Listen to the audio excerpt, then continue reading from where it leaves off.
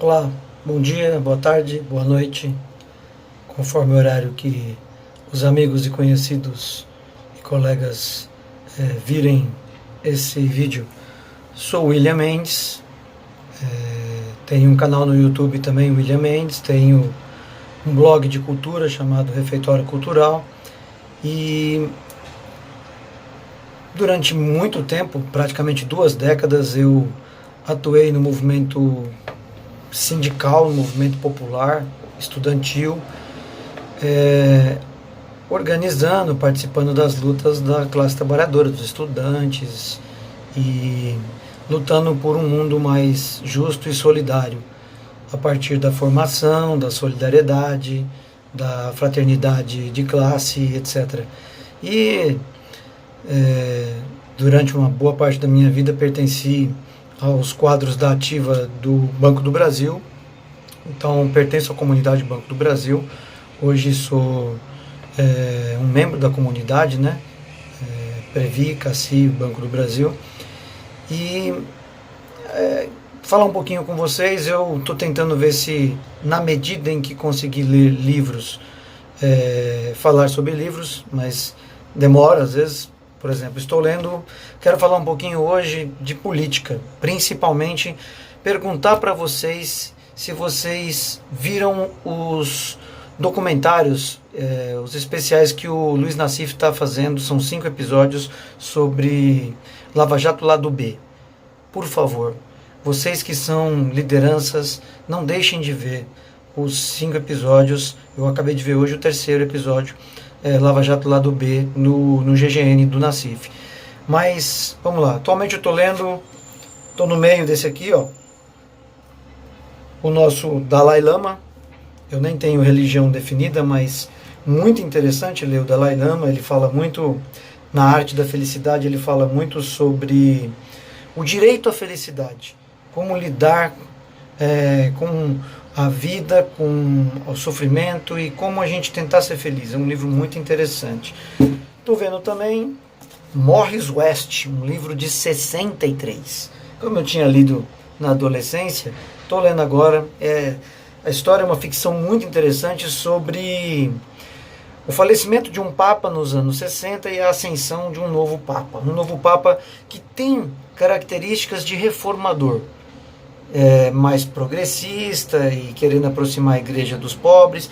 É muito interessante porque você vê o Papa Francisco hoje e vindo logo depois do Papa anterior, né, o Bento XVI, e Karol Wojtyła e o Bento XVI, é muito interessante, muito interessante. Estou gostando da história.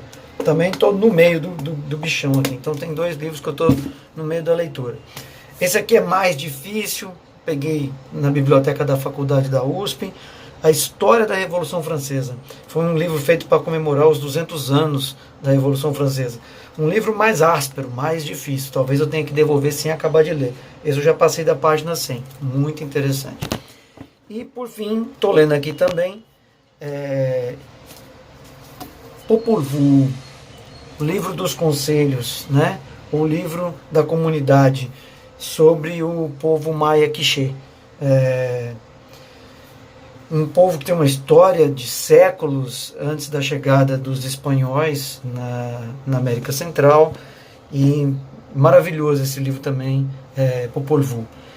E tive contato com ele a partir das aulas do ano passado de literatura hispano-americana. Então, esses aqui são livros muito interessantes para a gente desenvolver o nosso cérebro. O que eu ando lendo? Aí eu pergunto para vocês, os 10, 20 amigos que quiserem comentar o que estão lendo, depois deixa nos comentários, né? O que vocês estão lendo, o que vocês estão achando. Eu estou aprendendo muito com isso aqui.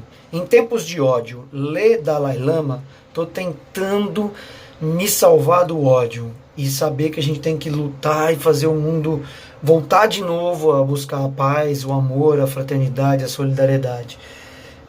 Em termos de estudos e formação, para quem fez 50 anos e quem tem 60, 70, 80, como a comunidade Banco do Brasil, é sempre bom você desenvolver o cérebro e ativar o cérebro por causa da questão da memória de curto prazo, né?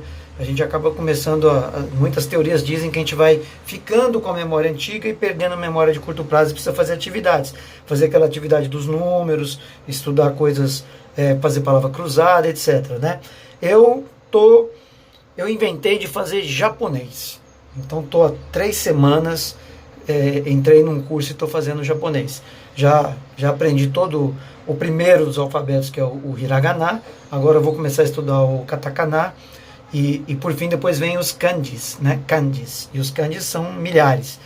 E muito interessante. A língua japonesa, para gente que gosta de linguagem, né?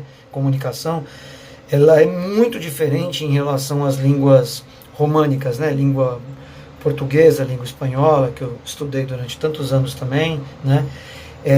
Tem muito uma questão de referencial, não tem gênero masculino e feminino, tem muito a ver com a forma como você está usando e o contexto.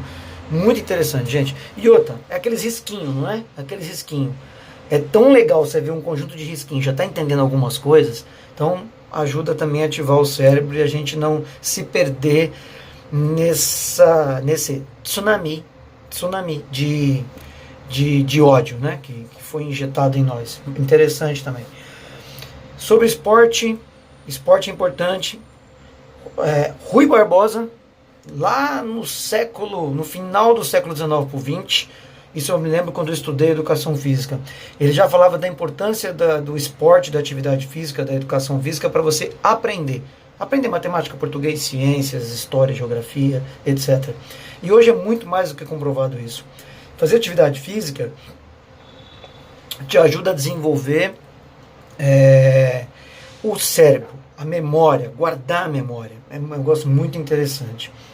Então, pratiquem esporte. Sem contar a questão da saúde. Eu que trabalhei e aprendi tanto com os profissionais de saúde, fazendo gestão de saúde na nossa caixa de assistência, a gente tem que fazer atividade física. Na época que eu fazia educação física, que eu fiz 2 anos, a gente aprendeu muito, né, sobre a questão do quanto você trabalhar o tônus muscular depois de 30, 40 anos é importante para a sua vida. A gente que vive aí 70, 80 anos, principalmente a comunidade bebê que tem plano de saúde e previdência complementar. Sobre política, o que eu queria... então, sobre esporte, o tiozinho aqui, que agora vai dos 50 para 100, né? Eu tinha feito na infância e adolescência, entre 11, 12 e 17 anos, antes de ir embora de Minas e voltar para São Paulo sozinho, para procurar emprego e cuidar da vida, eu tinha feito Kung Fu, que era uma coisa que na época era muito interessante para eu deixar de ser moleque brigão na rua, né, e passar a ter uma arte, uma filosofia de disciplina, de educação, de autodefesa, essas coisas assim. E estou fazendo Kung Fu, né, é muito, muito interessante. Tenho sofrido porque estou com desgastes no quadril, a idade começou a apontar aquelas coisinhas que a gente tem que lidar com ela, né? Pressão, se eu não correr, a minha pressão aumenta, mas pratiquem algum tipo de esporte, gente, é importante. Inclusive artes marciais que te ensinam defesa, reflexo, como você lidar com o seu próprio corpo, ajuda na flexibilidade, é uma coisa muito legal. Sobre política, o que eu recomendo muito, vejam os 5 episódios da Lava Jato, Lado B, do jornalista Luiz Nassif. Vejam, comentem nos seus espaços de formação, de educação e de organização com a classe trabalhadora, entendeu? E com os estudantes, com as organizações de bairro, etc. Né?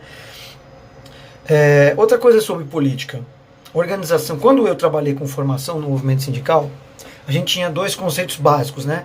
OLT, Organização por Local de Trabalho, e ORLT, Organização e Representação no Local de Trabalho.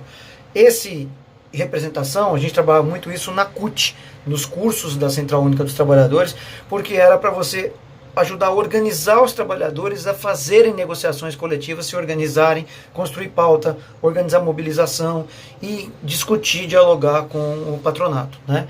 E a OLT, Organização do Local de Trabalho, é um conceito, por exemplo, nos bancários ele acabou sendo um pouco diferente, porque os bancários têm contrato coletivo nacional, então você fazia negociações via sindicato dos banqueiros com o sindicato dos bancários, então era uma estrutura mais verticalizada e não tão horizontalizada. Você não faz negociação por agência, né? Então é um tema interessante. Por que eu estou falando isso? A direita, o neofascismo, a ultradireita, né, hoje está mais organizada do que nós do campo popular progressista. Aí eu pergunto para vocês, como está a organização no local de trabalho, a organização dos trabalhadores? Pensem a respeito disso. Eu acho que a direita está dando um nó na gente. E por fim eu quero voltar a falar sobre isso. Nós temos que ter vozes dissonantes nos campos sociais, nos espaços institucionais e sociais. Então, se você não... Eu aprendi a fazer política quando eu entrei no movimento sindical em 2002 como dirigente, porque tinha oposições e eu tinha que estudar, me desenvolver e ser muito bom no contato com os trabalhadores e estudar muito para lidar com as colocações das forças diferentes. Aí eu pergunto, nós vamos deixar que o governo, por exemplo, não tenha oposição? Que cutuca, que estuda, que desenvolve, que organiza a classe. No movimento sindical a mesma coisa, nos movimentos diversos, populares a mesma coisa. Ter divergência é importante. Está terminando 11 minutos. Beijos e abraços a todas e todos. E a gente volta a se falar. Se vocês gostarem desse bate-papo, se inscrevam no canal meu aqui no YouTube, né? No Facebook também eu tenho lá quase 1.500 colegas, contatos, bancários e bancárias, etc. Beijo para vocês, até a próxima.